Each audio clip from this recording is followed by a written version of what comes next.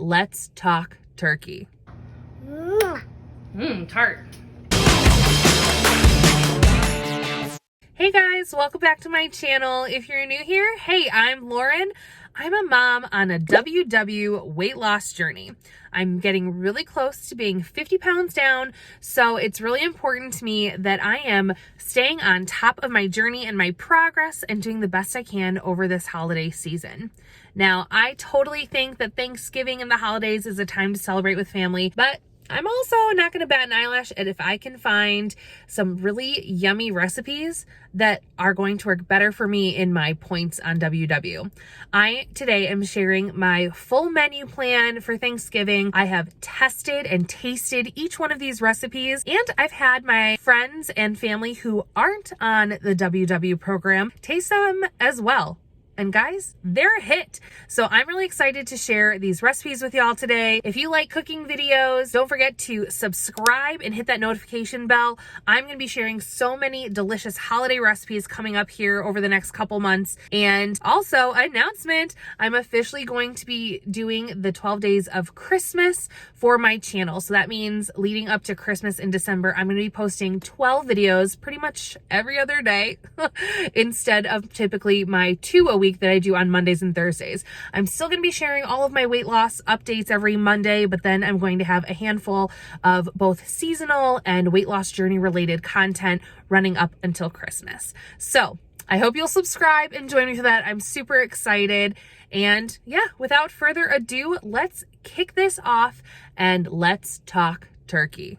Here is my Thanksgiving 2020 menu.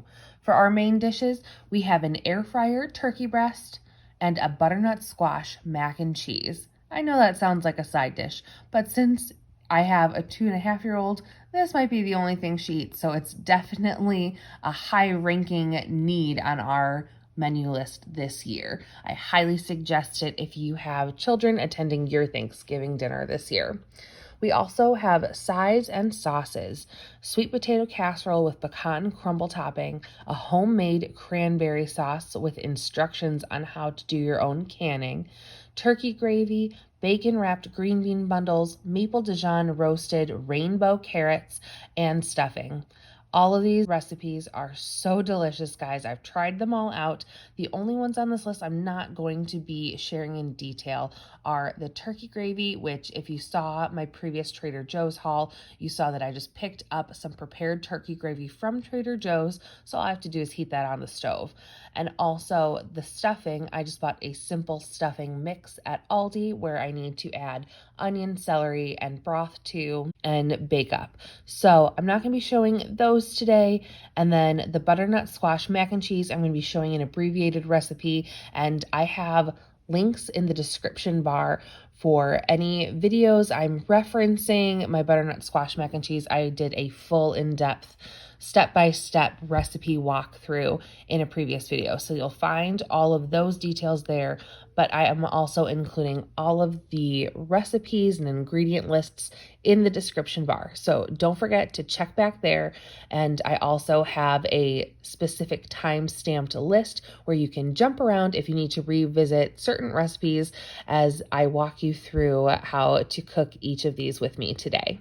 This turkey recipe could not have been easier. I'm going to link the recipe in the description below, but all I did was get a frozen 3-pound turkey, which I defrosted in the refrigerator. All I had to do to prep it was remove the string, use a little bit of light butter and a mix of sage, rosemary, and thyme, and I put that on the top and bottom side of the turkey breast, laid it down skin side down in an air fryer at 400 degrees, roasted it for 20 minutes, then flipped it for skin side up and roasted another 30 to 35 minutes. And then I used a digital meat thermometer to check its doneness. It comes in at only 1 point on the WW Blue plan.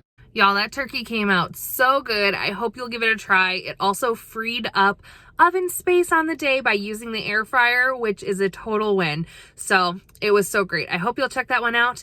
Now let's take a look at some side dishes. I have for you a no sugar added version of sweet potato casserole. Yes, no sugar added. And it tasted delicious. I'm now been really into using monk fruit sweetener, and you're able to swap it out as a sugar substitute, 1-to-1 ratio for regular sugar. It has no weird aftertaste. It's one of my new favorite products. So you guys can see that recipe here coming up next. I also have a lighter idea for green beans, as well as one of my favorite recipes I do right now with WW, which is a butternut squash mac and cheese. So check those side dishes out next. I'll also throw in my homemade cranberry sauce recipe, which I'm cutting the sugar in half on this year. I'll see you in a little bit.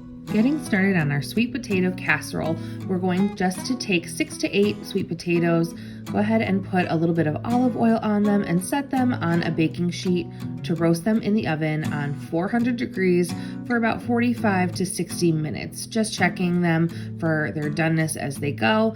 Once they're done, pull them from the oven and let them cool completely until they're able to be handled.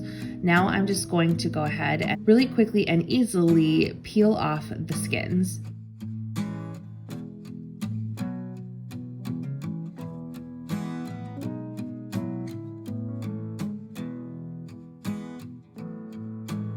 Then we have our add-ins. We have almond milk, nutmeg, ground cinnamon, vanilla, and some monk fruit sweetener. Again, make sure you check in the description bar for all of the recipe details. I'm just adding in the correct amounts of each of these ingredients.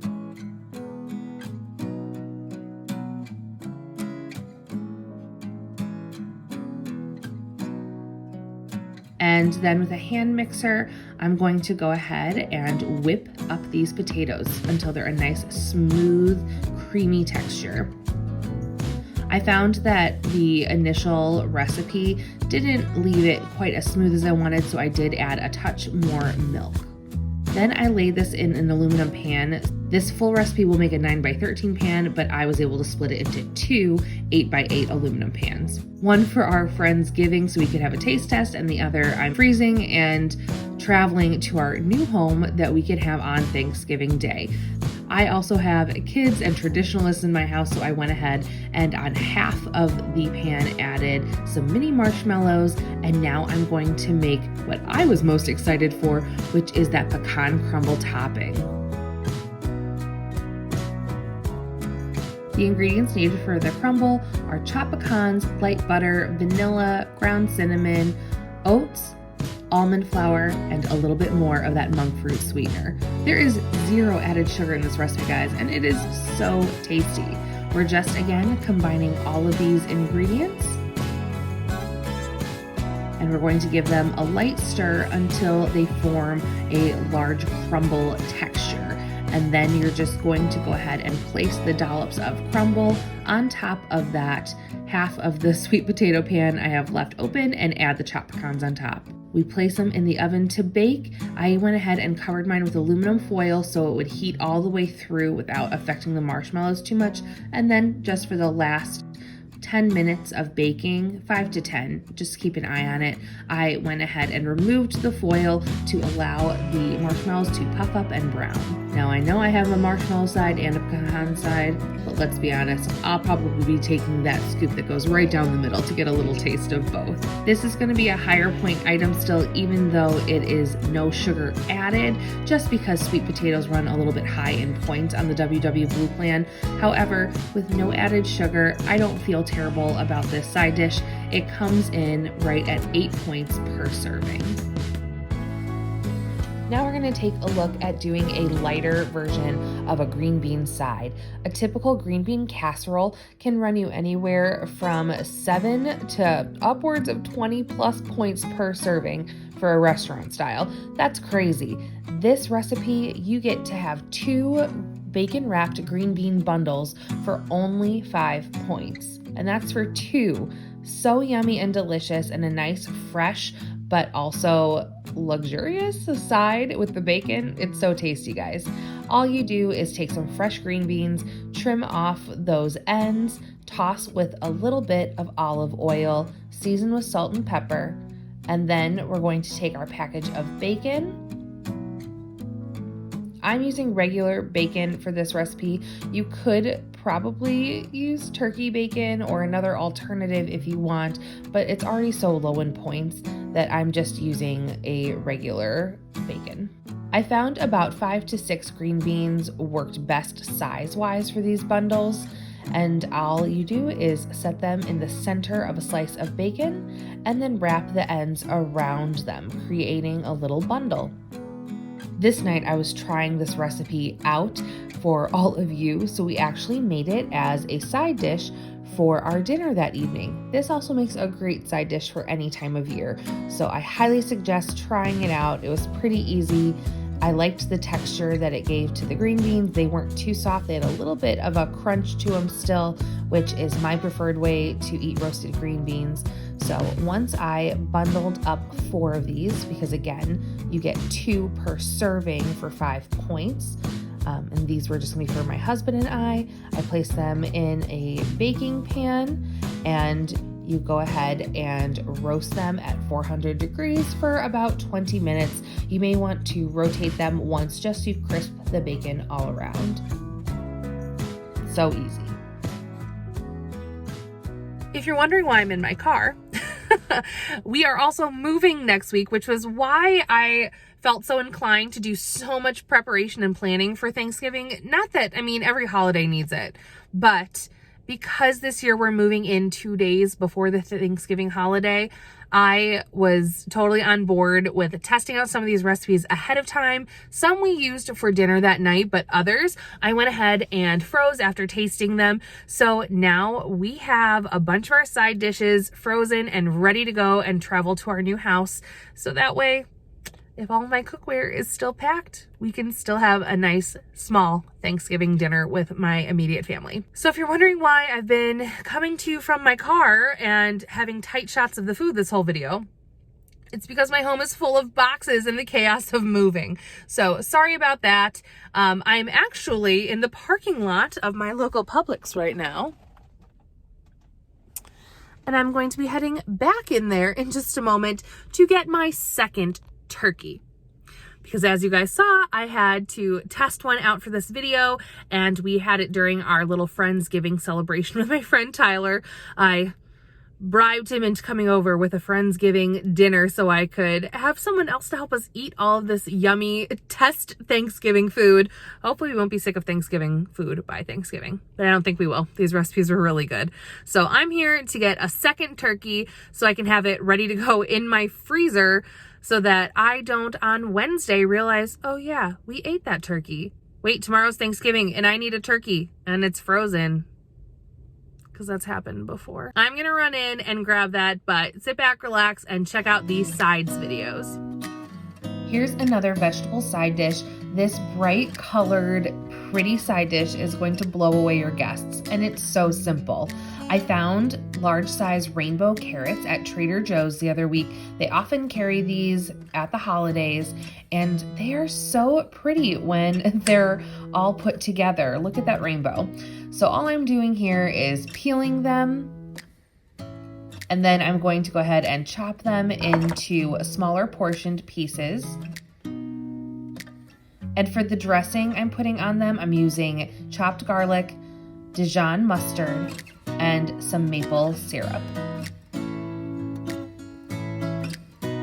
I love being able to use maple syrup as a sweetening replacement because it's a natural sugar. I love using it in coffee and other recipes, so I was really excited to use it here, and it gave the carrots such a delicious sweet bite to it and enhanced their natural sweetness with just a touch of this added natural sugar. I also used some salt and pepper for seasoning. After whisking that up, I'm going to go ahead and just dress the carrots. Give them a couple turns to get them coated well all over. And that's it. We tuck them on a sheet pan and stick them in the oven at 400 degrees. I found roasting for about 20 to 25 minutes gave them a nice caramelized outside while still having just a touch of crunch, so they weren't overly soft. These pretty carrots come in at only 2 points per serving. So delicious and a great side dish for any time of year with any meal. Okay, and then here is just a few more clips showing you guys how easy this butternut squash mac and cheese is. Again, I have linked in the description the video where I show the full step-by-step recipe, but it's so simple. It's butternut squash cubed up. You saute a white onion and some garlic. Then you add in the butternut squash along with some water and chicken stock to let it steam and soften. After that, you pop that mixture in the blender to create the base of your sauce. Cook up some pasta in whatever shape you want. Here I used macaroni noodles for the batch I made for Thanksgiving that I have in our freezer. I actually used a rotini style noodle. You add in a cup of cheddar cheese to the butternut squash sauce to give it that extra cheesy flavor, but that's way less cheese than I've ever used before in a mac and cheese recipe. And with the added extra vegetable, this is such a great way to have a yummy dish that your kids are going to eat, and you're also sneaking in that vegetable. You just combine the al dente pasta into your sauce mix, and then typically what I do is I add just another touch of cheddar cheese along the top of it, and then I will pop it in the oven to just kind of cook down and get nice and thick together. So yummy. And it comes in at just 5 points per serving on the WW Blue plan. For our last recipe for this video, I'm sharing my homemade whole cranberry sauce. And I'm going to actually be tripling this batch because I'm going to can it for future use throughout the holiday season. And so that's why, don't be alarmed if you see how much of all of the ingredients is going in. This is a triple batch and makes a total of almost 40 servings. So when you break it down by 40, it's really not that much sugar. Comes in at only 3 points per serving on the WW Blue plan. Okay, so to get started with this recipe, I am adding some equal parts water and orange juice into a large non-stick cast iron pot on my stove.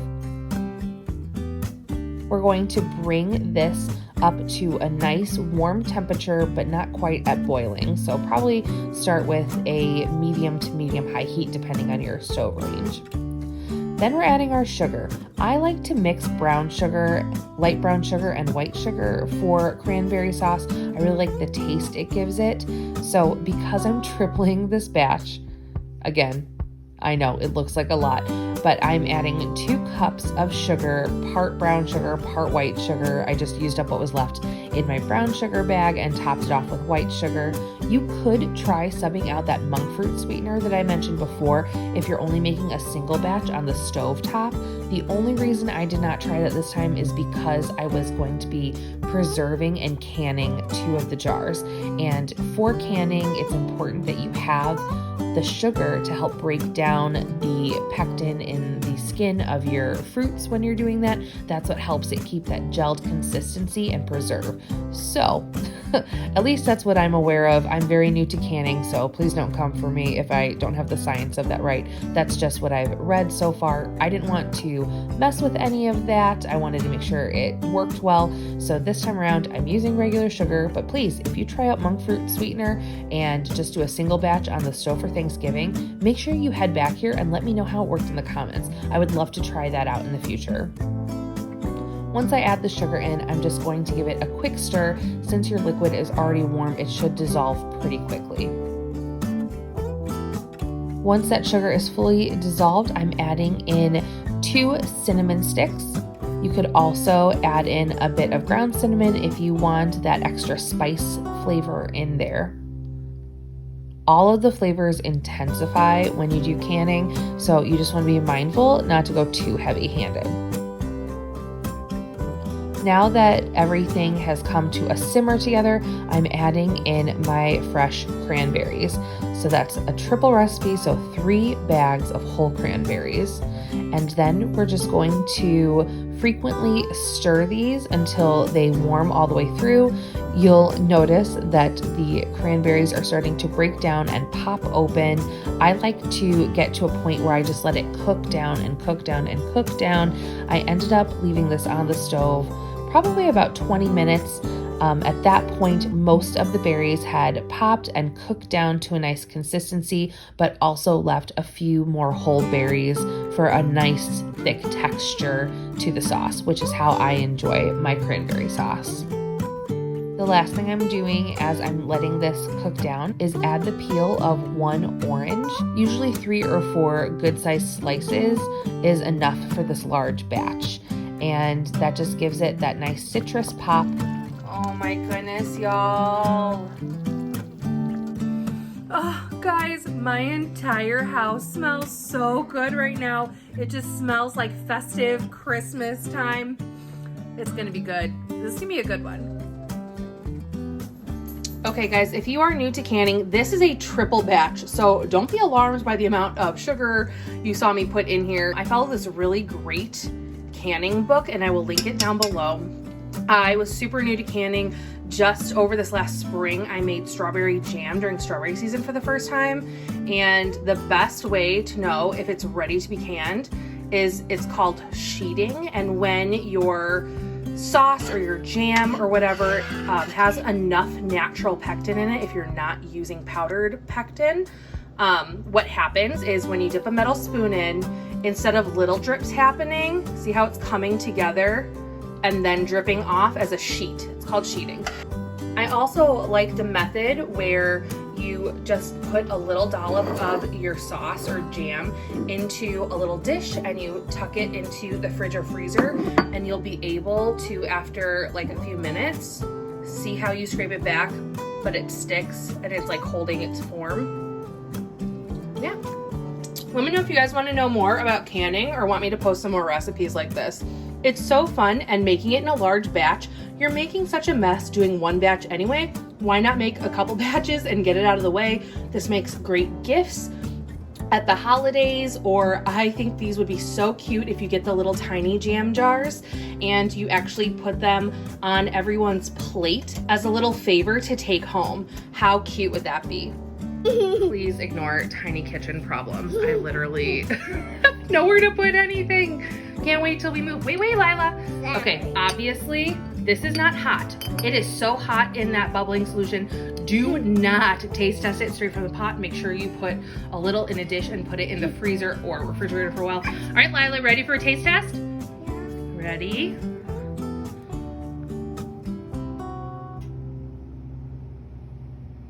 What do you think? Good? What do you think? Is it tart? Tart. What do you think? Toddler approved? Yum. Okay, I'm also prepping my jars in a very large pot of boiling water. You need hot jars that are sanitized. Then you put the hot sauce inside. You put the lids and their rings on. You want another bite? Let me put some more in the fridge for you to eat, okay? I'm gonna fill 2 jars with sauce to can for gifts, and one for gifts and one for us to use on Christmas. Sorry, she's bouncing off the walls now, crazy. You bouncing? Bounce, bounce, bounce. Bounce, bounce, bounce, bounce, bounce. So I made a triple batch. I'm going to actually only can 2 of them for preserved use for gifts, and then 1 for us to keep for the Christmas holiday, because we like to use cranberry sauce on Christmas too. And then the rest, I'm going to use a larger jar, which has been sanitized. This one does not need to be heated, and all I'm doing is filling the jar, capping it. I have reusable caps for these too, which is awesome. So that way the tops aren't all sticky as you use them on and off, and just putting it in the fridge. And that one will completely keep until Thanksgiving in 2 weeks. All right, guys, turkey has been accomplished. I got it. Now I'm headed back home to go have dinner with my family. And I hope you guys enjoyed this video. Thank you so much for watching. Thank you for subscribing. Also, make sure you check out my Instagram. I'll leave it up there. That's where I post a lot of my what I eat in a day, other recipes. Every Sunday, I have a series where I share a really easy, family-friendly crock pot or one-pot meal that's Weight Watchers friendly. And I also like to do a lot of my announcements there first. Like, for instance, right now, I'm doing a walking a mile a day for 30 days challenge, and I post all my updates there. And then also, I'm doing the 12 days of Christmas posting, like I mentioned. And when I have my list of videos, I'll be posting there when videos will be going up. So check out my Instagram. That's where you can keep up with me day to day and where I post a lot. Otherwise, I'm here for all of my normal weigh-in videos through the end of the month. I will be taking a break. There'll be no video up on Thanksgiving Day next Thursday, just because with moving and everything, I just don't think I can get one up in time.